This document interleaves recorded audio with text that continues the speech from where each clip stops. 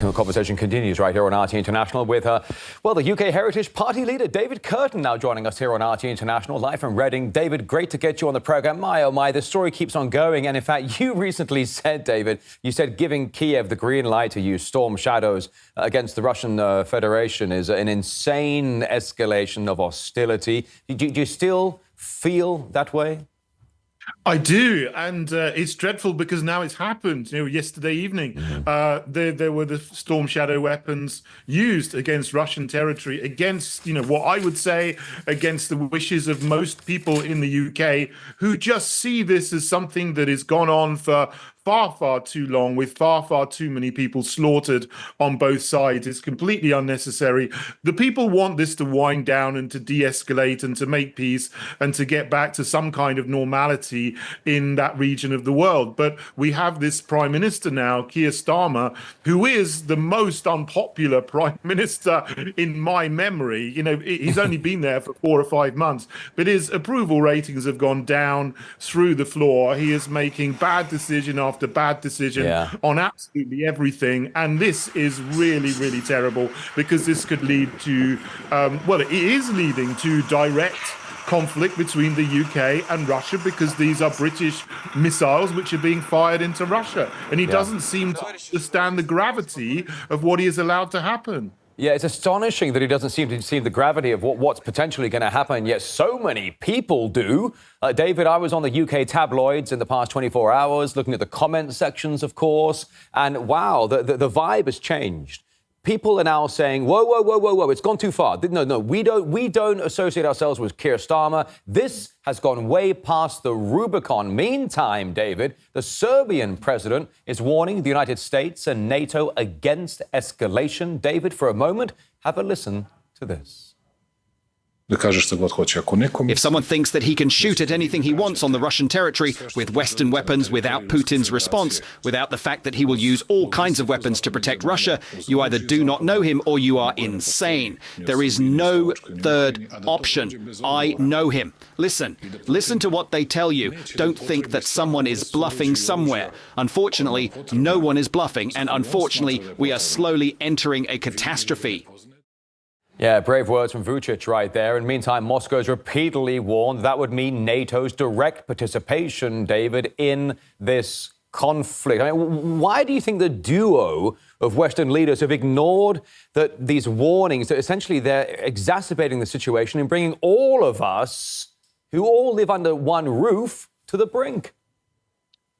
I think there's 2 reasons. I really don't think that they understand that they're getting into a serious escalation here. They don't think that there is going to be a response from Putin against Western nations. They think there'll be a response maybe against Ukraine. It isn't going to affect them. It's not going to affect them personally. The other reason is the military-industrial complex and the hedge funds based in New York and London have got so much invested in Ukraine. They see it as a nation they're going to plunder. They want to economically annex it. We spoke about this before. Yeah. They have got trillions of dollars of options on minerals in the Donbass. They have taken up contracts to take over already a third of the agricultural land in Ukraine.